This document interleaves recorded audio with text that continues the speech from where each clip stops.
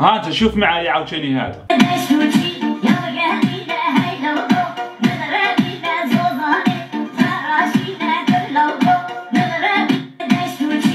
هذاك الشيء كيربيوه فيهم من الصغر. واش حنا الدين ديالنا قال لك عظم بنادم؟ واش حنا الدين ديالنا قال لك سير للمسجد وتبدا تنقص؟ يلاه ماشي الحماق هذا؟ واش ماشي الحماق هذا؟ دابا تخيل معايا الرسول عليه الصلاة والسلام جالس وكان كيجي عنده واحد وكان كيدير له ديك اللعابه ديالها. ها تخيل معايا دابا انت يا الرسول جالس، واحد كان كيجي لعنده كياخذ البركه ديال الرسول وكيجي له حدا يدو كيبدا يدير ديك ها هو انت تخيلها معايا. ما يمكنش اصاحبي، راه ما يمكنش.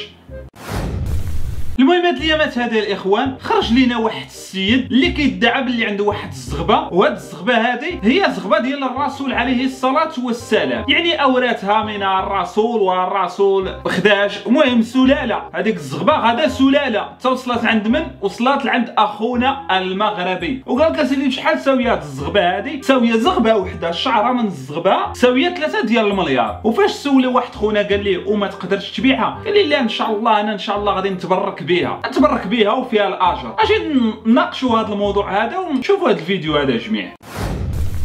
نزيدو نعاودو نرجعو. عرفتيني يا شيخ. الو السلام عليكم. وعليكم السلام. سي العقاوي لاباس عليك؟ بخير بخير هانيه الصحه لاباس. الله يطول عمرك ودير السر القوي. نعم سيدي تفضل. معاك هذا الشيخ هذا قال لك سيدي عنده الشعره النبي صلى الله عليه وسلم. اييه عنده تحت مسؤوليته راه هاد الهضره شحال غنكون ما عنده ما يثبت. قال لك واش نمشي نقولها في جور تيفي ولا؟ وقال لك سيدي السي العقاوي الله يجازيك بخير، قال لك سيدي هذا تي يتقادى بالنبي صلى الله عليه وسلم ياك؟ قال لك القدوه ديالو الحمد لله. يعني نعم. وقبل لا يطرح عليه السيد السؤال غادي نطرح عليكم نفس السؤال اللي غادي يطرح عليه السيد. اذا كان فعلا الرسول عليه الصلاه والسلام هو القدوه ديالو، واذا ما اتاكم به فخذوه وما نهاكم عنه فانتهوا، فهمتي؟ بمعنى غادي نسولوا حنا اهل العلم اللي كنثيقوا فيهم واش بصح كاين شي اثار ديال الرسول عليه الصلاه والسلام. خليكم مع الفيديو جميع. يقول السائل: هل بقي شيء من أثار رسول الله صلى الله عليه وسلم من شعره وردائه في هذا الوقت؟ وهل صحيح في آخر الزمان يخرج رجل ويحمل رداء رسول الله صلى الله عليه وسلم ويجتمع عليه الناس؟ هذا من الخرافات التي لا تصدق ولا يلتفت إليها. لم يبقى من آثار الرسول صلى الله عليه وسلم شيء، لا من ملابسه ولا من شعوره عليه الصلاة والسلام، وإنما هذه خرافات يروجها بعض الخرافيين الذين يريدون أن يتأكلوا ويأخذوا أموال الناس بالباطل بهذه الأشياء. الذي تركه لنا رسول الله صلى الله عليه وسلم هو الكتاب والسنة، فعلينا أن نتمسك بالكتاب والسنة. كيف شفتوا معنا في هاد المشايخ هادو اللي وريتكم في هاد الفيديو هذا؟ ما كاين حتى شي اثار ديال الرسول عليه الصلاه والسلام، لا نعاليه ولا والو. انا بان ليا كيديروا هاد الشيء هذا باش يستغلوا بنادم الضعيف. وراه في خبارك هاد الشيء هذا اللي كيدير هاد الانسان هذا خاصو يتقي فيه الله. الا كان فعلا الرسول عليه الصلاه والسلام هو القدوه ديالك، دعي الناس لشي حاجه واحده اخرى. باش تجي تقول لي الناس كيتبركوا بيا وراني كنشفي المرضى حتى هو عيسى.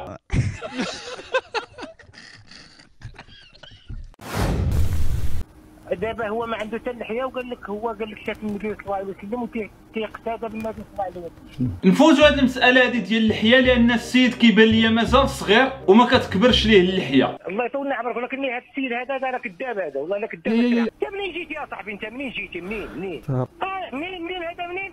لا من تازا هو وعاش بابي تازا وجده. لا هذا ماشي وجده، هذا لا، هذا يمكن ياك من هذوك الكركاريين المكركرين ولا من هذوك البوتشيتيين ولا شي حاجه بحال هكا ياك. جدنا ان شاء الله هو مؤسس الزاويه البوتشيشيه. جدهم هما راه من الزاويه البوتشيشيه الحمد لله. راه ياك جدك الناس اللي ما عارفينش الزاويه البوتشيشيه. واشهر طرق التصوف في المغرب هي البوتشيشيه والتيجانيه والكركاريه والقادريه، وكل الطرق الصوفيه اللي كيتبعها باش يتقرب من الله. وبطبيعه الحال كل واحد وكيفاش كيتمادى في هذه الطقوس. زيد على ان الصوفيين ضروري ما يكون عندهم واحد الولي اللي غيتبعوه وياخذوا منه البركه. شوفوا معايا مثلا هذا الراجل الكبير في العمر، في الوقت اللي كان ممكن يخليوه جالس في الدار مرتاح، قرروا انهم يجيبوه ويحطوه في داك الناموسيه ديالو ويبداو يديروا دوك الطقوس ديالهم وياخذوا البركه كجزء من الطقوس البوتشيشيه. وباش تعرفوا المكانه المهمه اللي عند هاد الناس، اخنوش اللي ما كيمشي يزور حتى شي واحد كيمشي يزوره هو. وبالمناسبه الزاويه البوتشيشيه من اكثر الزوايا المعروفه اللي كتلقى دعم كبير وسنويا كتوصل بهدايا وذبائح. ما عرفتش واش لاحظتوا بلي الاحتفالات بهاد الطقوس اللي كتكون بهدف التقرب من الله كتكون احتفالات خياليه بالتريتور والقاعه وما آلات ضواطب من الماكله. والسؤال ديالي هو واش ماشي ممكن تقرب من الله بالعباده في المسجد مثلا او الصدقه على الفقراء، مع العلم ان الصوفيه بحد ذاتها ماشي شي حاجه خايبه، وانما التطرف فيها اللي ما مزيانش. هذا الشيء ما عندناش غير في المغرب. فمثلا اكثر دوله جاهله وكتعبد الاولياء الصالحين هي العراق، وعندهم بزاف ديال الطوائف الصوفيه اللي كيتحيروا بحال الجلاله. فمثلا الطائفه القادريه كاينه في العراق وكاينه حتى في المغرب. ومن اغلب الطوائف في العراق هي الطائفه التكيه الوليانيه، رجال مطولين شعرهم وكيحضروا وهما كيتغنوا باسم الولي عبد القادر. ايوا فهمتوا دابا علاش قلت لكم بغاو يردونا بحال الشيعه. صراحه من المؤسف بزاف انك تشوف انسان واقف بحال غسان ويوتيوبر مشهور وعنده منصه باش يقدم الجديد للناس ويفيدهم، ومع ذلك فهو كيساهم في الجهل ديال الناس في سبيل المشاهدات وصافي. كل فيديو هو مشروع ديال مليون مشاهد، ولكن ماشي مشكل تفقد المصداقيه على وجه دار. قلتي شي بركه ياك اللي كتدخل. شي بركه ما عرفتش كيحسب لي شي بركه اللي غادي دير لك موبل. غادي دير الموبل حيده صافي حتى الدار ما بغيتهمش يعرفوا هذه القضيه هذه. وماشي غير هو الوحيد اللي كيستغل المنصه لاسباب شخصيه بدون ما يهدر او يدافع على الشعب. وفي المقابل الصحافه قايمه بدورها وكتمشي تستجوب لينا الناس اللي باقي عايشين في الجاهليه وكيضحكوا على الناس، بحال هذا الانترفيو اللي داروا مع الشيخ العلوي اللي ضرب المسمن حتى تلف على القبله، وفاش غلط قال للناس شوفوا مكتوبه لي سميه الله في كرشي. وقول لنا حتى انت كي نديروا نشوفوه. اولا الحلم يكون من الشيطان والرؤية تكون من الرحمن. نقول إن شاء الله الرؤيا يمكنك أن ترى بكثرة الصلاة عليه. إذا أكثرت من الصلاة عليه لن يبخل عليك أبدا، كيف لا وهو الحبيب المصطفى والإمام المرتضى. سيجود عليك في يوم سيجود عليك إن شاء الله. اوكي، في هذه المسألة هذه أنا متفق معاه فيها، ديال تقدر يكون شاف الرسول عليه الصلاة والسلام، ولكن اللي ما متفقش معاه فيها وبزاف ديال الناس هو انه عنده اثار ديال الرسول عليه الصلاه والسلام. واصلا هذا الشيء ديال الزوايا في المغرب كاين في المغرب، هذا الشيء ديال الزوايا كاين في العالم كامل. هذا الشيء اصلا حرام في الدين ديالنا. الناس اللي كيفهموا في الدين هذا راه كتسمى من البدع. وتخيل معايا انت جي واحد السيد كتعظم فيه، تشوف معايا واحد الفيديو طلع لي الدم مره. هذا واحد من الجماعه ديالهم جابوه باش يتبركوا به. شوف يعصمك من الناس. الله والله يقوي الجنة عليكم والله يعصمك من الناس. الله ما سيدي، فإن مع العسر يسرا، إن مع العسر يسرا. الله سيدي الله. طريق موجود فيها كل خير. الحمد لله سيدي. اللي يقصدها ويذكر فيها ويخدم فيها راه ما كان غير بحث الدنيا وفي الله سيدي ما خديتش نهضر. نعم سيدي الله يشافيك لينا سيدي. راه سيدي بغينا هذه المرة إلا جينا راه قيدنا راه الفقراء هنا جات واحد 60 واحد ولا 70 من الفقراء القدامى سيدي، راهم كاع جاو عندك غير تسمعوها كلشي جا. راه انت كتحيي القلوب سيدي. والله العظيم الا حيينا الله بيك. والله العظيم الا هادشي كلشي اللي هنا سيدي حيا غير بيك. كنا ميتين سيدي، كنا اموات وانت اللي حييتينا سيدي. والله العظيم الا انت اللي حييتينا. كنا مشينا واش كاين هادشي ولا كاين؟ كنا الفقراء والله العظيم الا مساكن ولا كلشي بغى يتقيد وراه غادي يحيي الارض بعد موته. الله اكبر الله اكبر الله اكبر. يا سيدي سامح لينا سيدي، سامح لينا سيدي. الله الله الله الله الله الله الله متعوا النظر سيدنا، متعوا النظر. الله الله الله الله الله معاذ الله ان نعبد اش متعوا النظر وبنادم بحالنا بحالو، وتصدق السيد خليه يمشي بحالاتو شاده الموت حتى كتقول له متعوا النظر. شفتوا كيفاش كيعظم في السيد؟ والسيد كان جالس مرتاح في الدار ديالو هاني، جابوه بالسيف هو فيه الموت، جابوه حطوه تماك وخدامين كيعظموا فيه، وانت حيينا بيك سيدي وانت درنا بيك سيدي. شاد الخرافات. وفين مشى ربي؟ وفين مشى الله؟ الا عندك شي حاجه شكيها الله، عندك شي امر باغي تقضيه شكيه الله. تشكر بنادم ماشي مشكل، ولكن تخيل معايا الشرك بعينه، تدير واحد الوسيط بينك وبين الله، هذاك راه غير السيد بحالنا بحالو، ولكن ما غاديش نمشي لعندو نقولو حيينا بك السيدي، هذا راه الجهل اصاحبي، هذا راه الجهل، وفي التالي غادي ينوضوا يبكيو كاع. وزن متاعنا عندك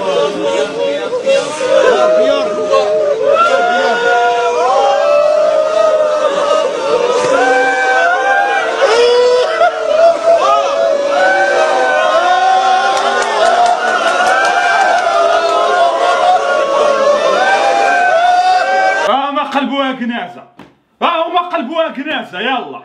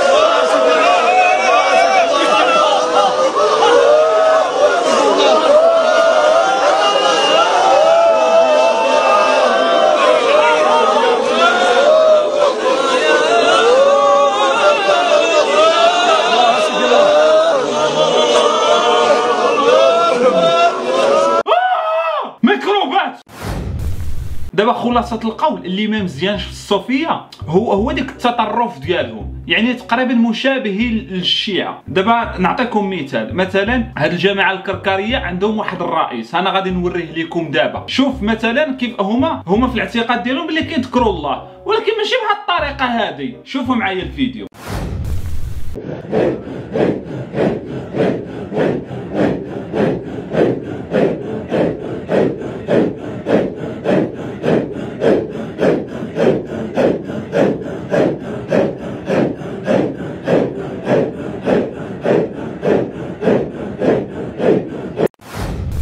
شطيح ورديح وتحياح، هادو هما الطقوس ديال الطريقه الكركاريه اولا الطريقه الكركاريه، كل واحد وشنو كيسميها. طريقه جديده في التعبد بانت في 2004، والشيخ ديالهم هو محمد فوزي الكركاري، وتسمات بالطريقه الكركاريه على الاسم ديالها. هاد الناس هادو تا هما متبعين الكتاب والسنه، ومعروفين بواحد اللباس اللي كيسموه اللباس المرقع، اللي كيتوفر على 12 لون، كيدعيو للسلام. ما يقارب 2 مليون شخص اللي كاين في العالم متبع هاد الطريقه الكركاريه، والاغلبيه فيهم كاينين في الجزائر، المغرب، تونس وحتى مصر، ولكن الاصل ديالها من شمال المغرب، طنجة والنواحي. الاجتماع ديالهم كيسميوه بالحضره، وهذا هو اليوم اللي كيطبقوا فيه الطقوس ديالهم. كاين اللي متفق معاهم وكاين اللي متناقض معاهم، وانت قول لنا الراي ديالك في التعليقات، واش مع هاد الطريقه او لا ضدها. ما تنساوناش بالدعم ديالكم. هذا مكان تهلا.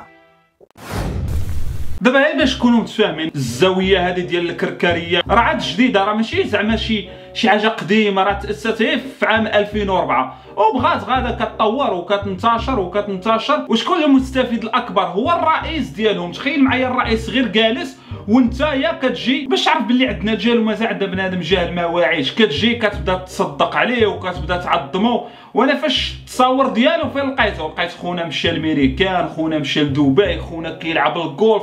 المهم هو عايش الحياه ديالو، بحال نقولوا نقدروا ماشي بحال الا نقولوا راه كيستغلوا بنادم من الاخر، كيستغلوا بنادم وعندنا الجهل. وانت الا كان عندك غير على الدين هذا راه تبارطاجي هذا الفيديو هذا باش تحاول توعي بنادم. عليكم البركه ويستر عليكم كل خير يا ذو الجلال. امين. اللي عطاو 1000 فرنكات والدريهمات، الله يجعلكم العام الجاي تعطيو كيما هذا.